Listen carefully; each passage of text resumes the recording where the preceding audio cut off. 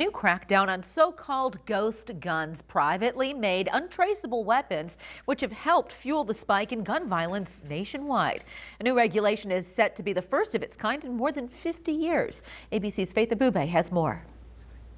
With gun violence and crime surging in big cities across America to levels not seen since the 1990s, the White House today is expected to unveil a new rule to regulate so-called ghost guns. A ghost gun or privately made firearm is a firearm that can be made at home with pre-manufactured parts. You can order these on the internet.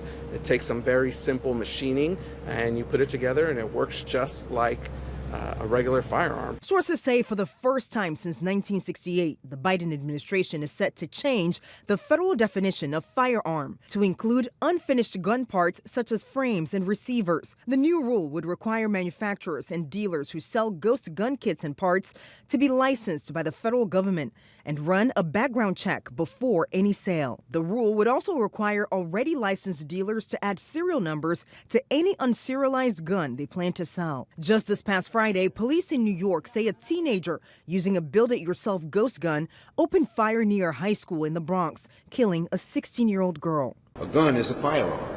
It has to be sold by a dealer, but the pieces are not a firearm and don't have to be sold by the dealer.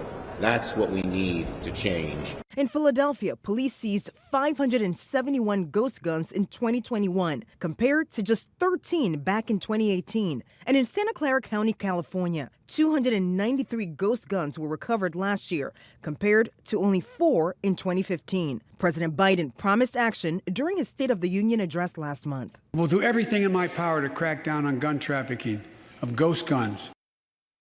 And also today, the White House is announcing a new leader for the ATF, the nation's top gun official.